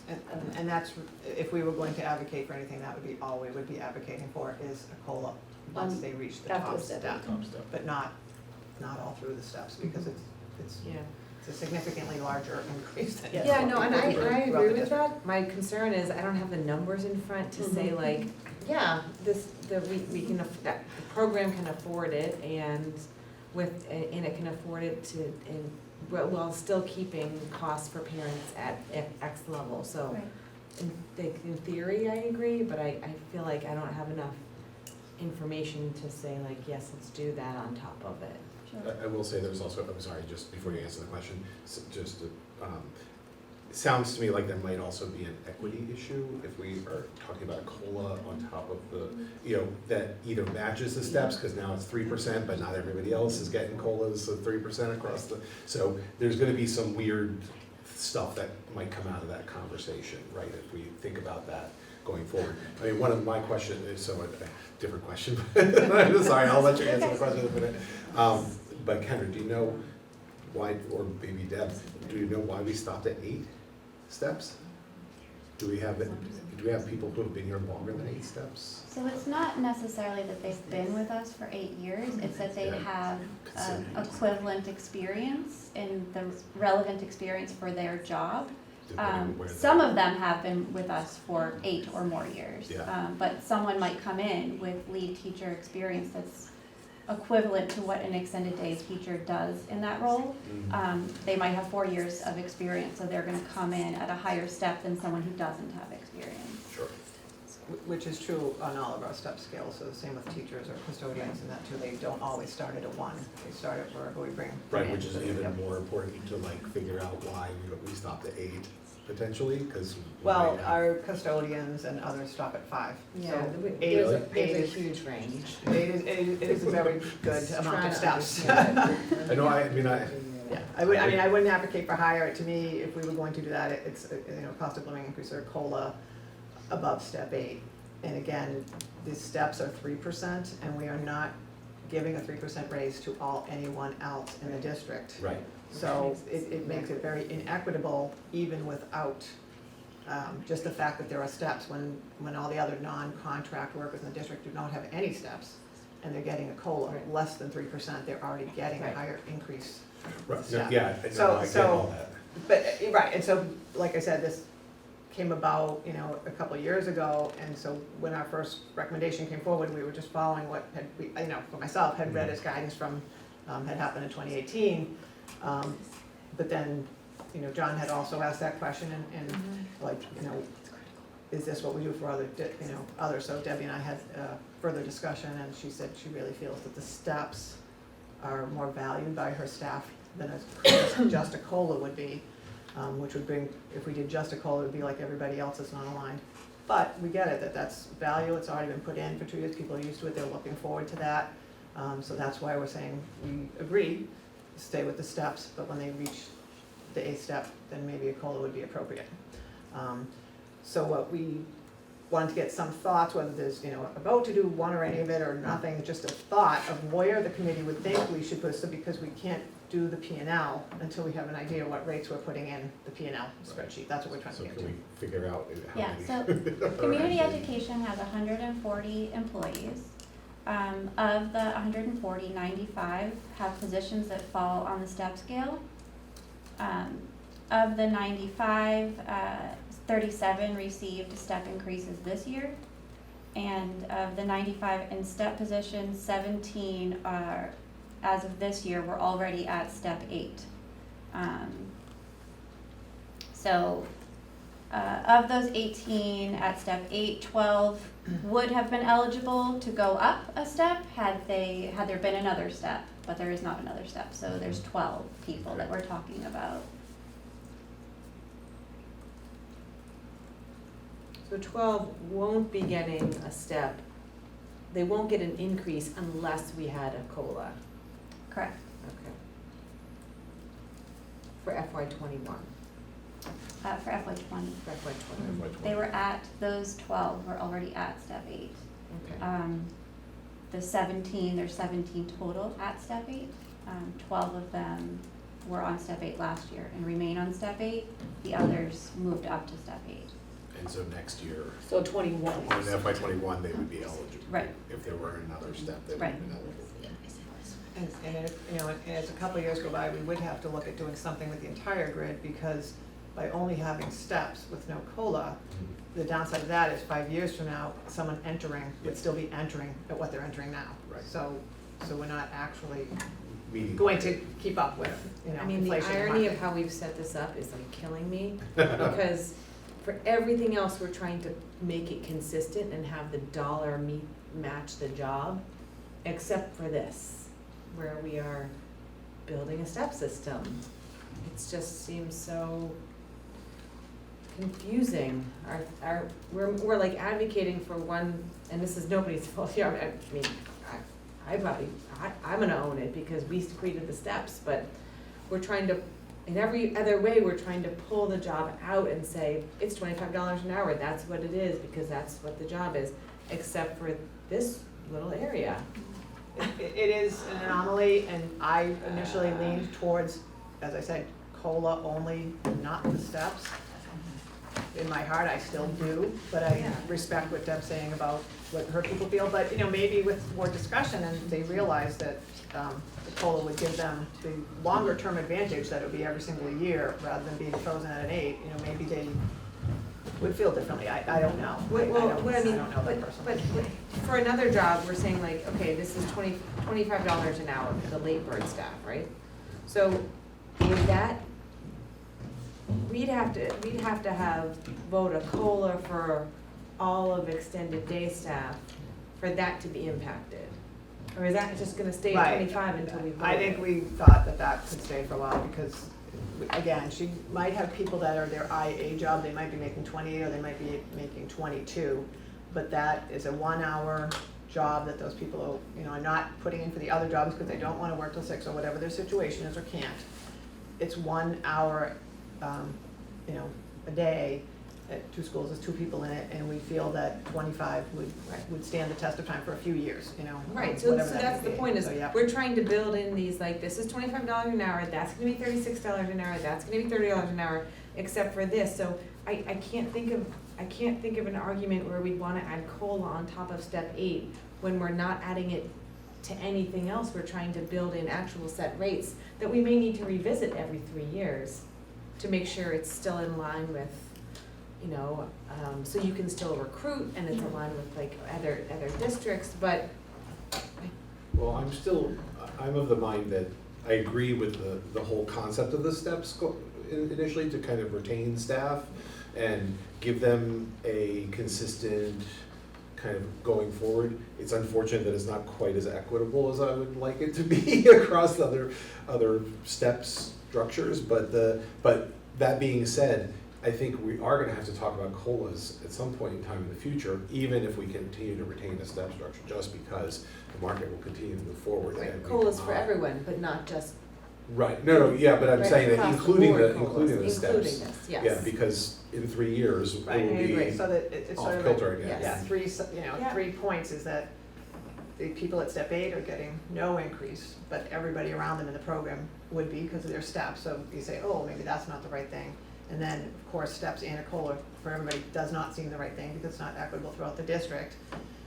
And then if we don't go with the COLA on the whole grid, then many years from now, why would people want to come in as at a step Right. 4 when Right, but I don't We're wanna not going have up. a I don't COLA think to we're this, but there. not to, I yeah, don't think we're there yet, right? No, I mean, that's what I'm saying, so okay. we thought if we could clean up, many of the other ones and you tell us what you'd like to do with that, and then if we, Okay. even if it's a thought right now where you're leaning, then that's what we will use as guidance to work for the next week together on P&L. But I will say the loss is, I just wanna also say that the loss is very small.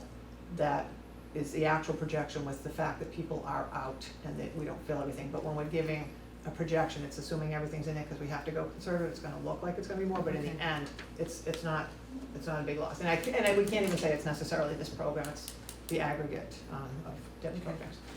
I mean, I lean toward,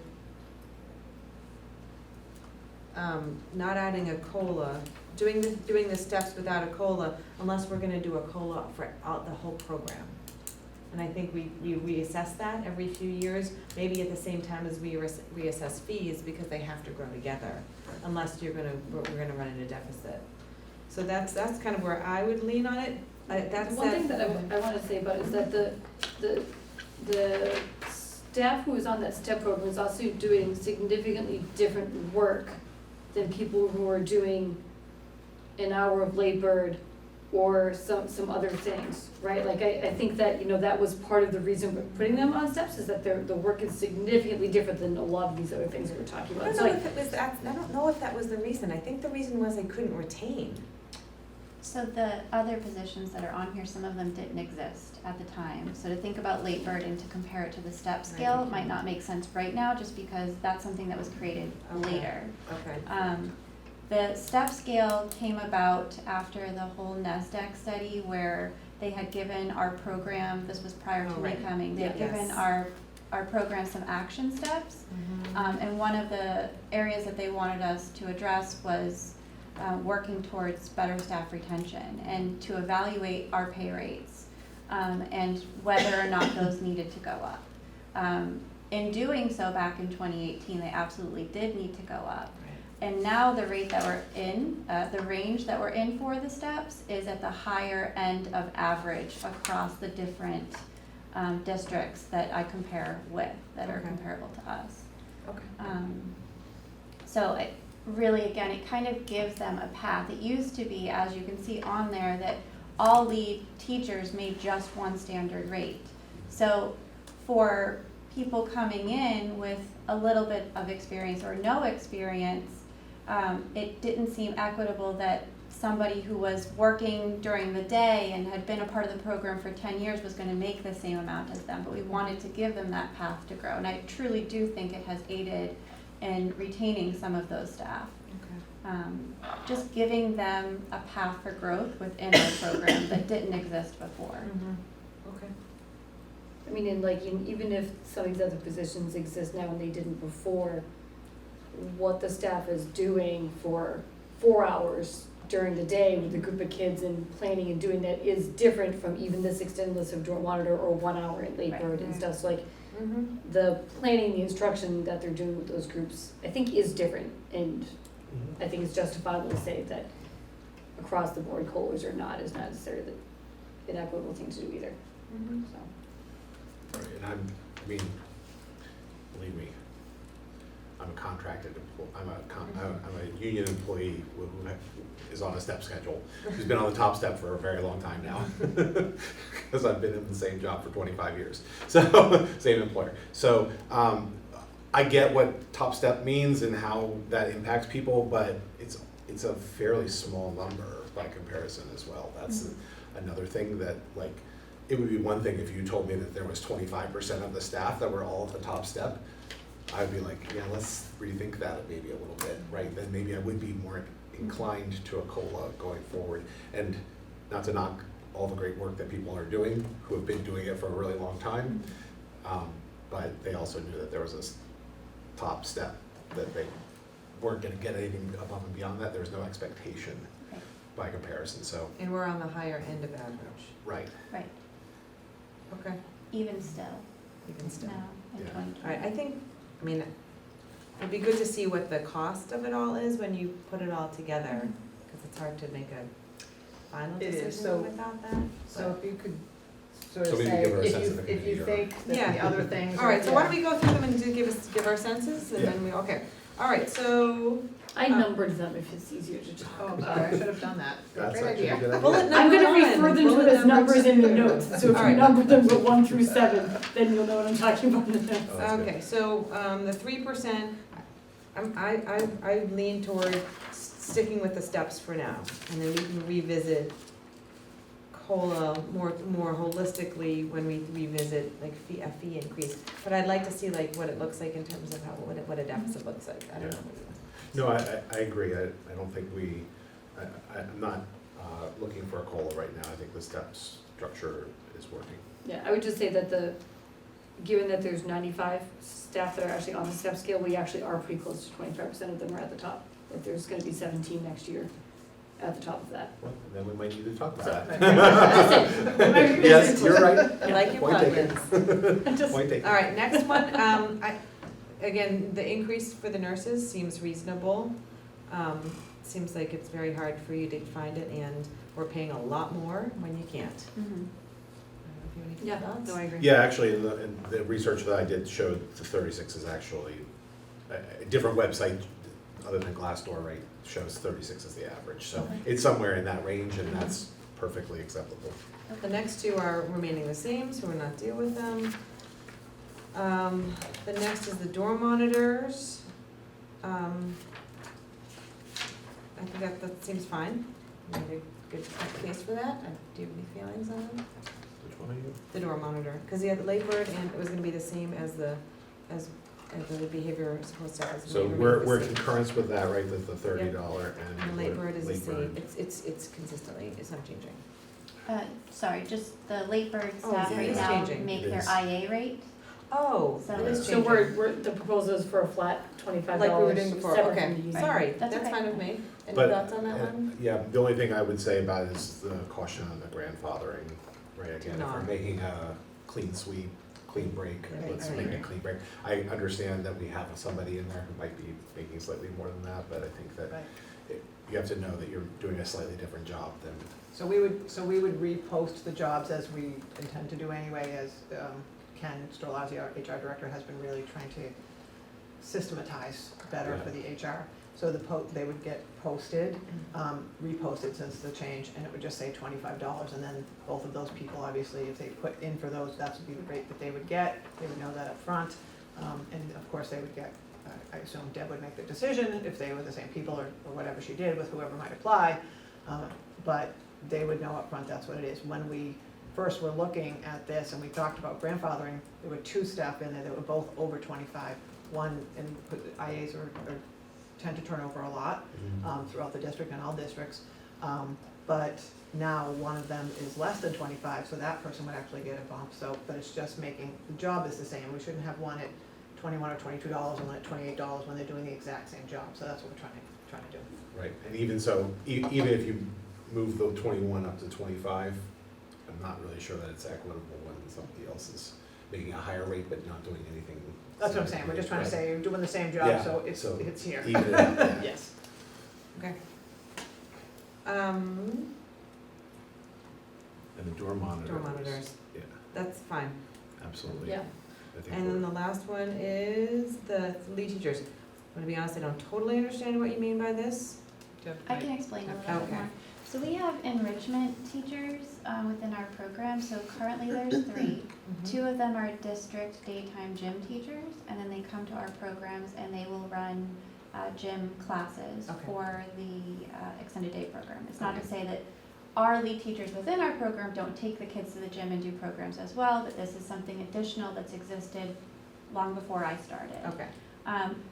That enrichment position is open and available as a posting each year, and we had another daytime employee professional staff who knows a lot about Japanese culture and anime, and so she's doing right now at Hosmer a Japanese culture and anime club enrichment with students. Some of the challenges with this, it is great, what they provide for our programs is amazing, but it limits us a little bit in that they are coming and they're doing their 1 hour or their 2 hour, a couple days a week when they have time within their schedule.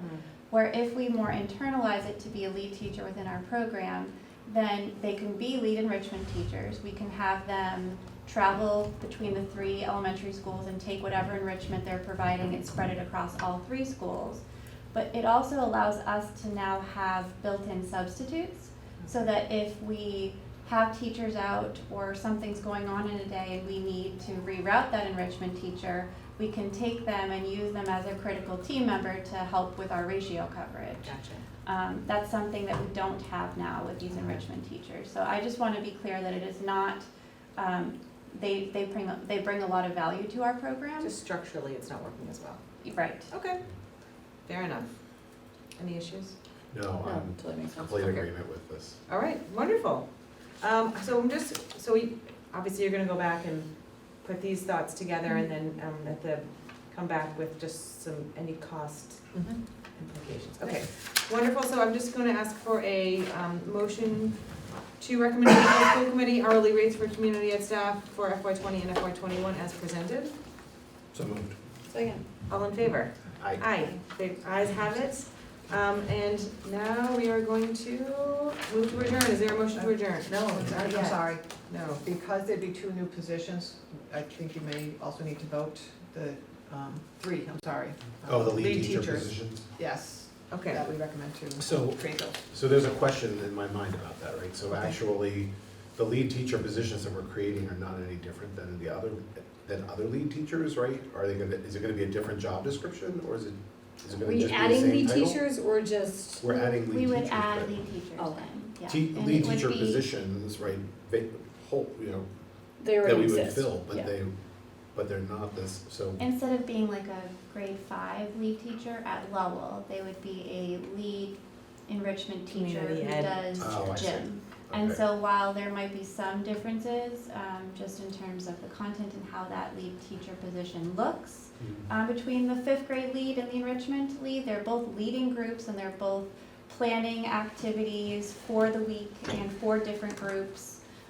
So it is very much the same, But when you post it, it's gonna be for a lead enrichment teacher. lead enrichment teacher, Not yeah, a right. grade 5 lead teacher. yeah. Okay, so, So is, yeah, we probably have to. so is there a move that motion to, let's see, is there a motion to recommend to the full school committee the inclusion of the replacement of 3 lead teachers? How should I make this I just motion? said, How do you wanna make this motion? Made a motion to approve the 3 new lead teacher positions for community ed. Is that how you want me to say it? Okay, just Lead approve them? enrichment teacher. And to Abolish the, hold on a second, the Enrichment hourly teacher. enrichment positions. Yes. Okay, yes. is there a motion to abolish the 3 hourly enrichment positions and, at the end of FY '20, and replace them with 3 lead teachers, Lead enrichment teachers, yes, lead enrichment teachers? so moved. Second. All in favor? Aye. The ayes have it. Okay, thank you very much, Debbie. And then, last I'll just do an announcement, the March 17th, 5:30 to 7. FY Deb. '20 superintendent's recommended budget secondary schools athletics extracurricular activities. Is there a motion to adjourn? So moved. Moved. Second. All in favor? Aye. It's hard to Aye. type sometimes, right? All in favor, you in favor? Aye, Well, the we ayes just have need a it. seconder. Thank you very much.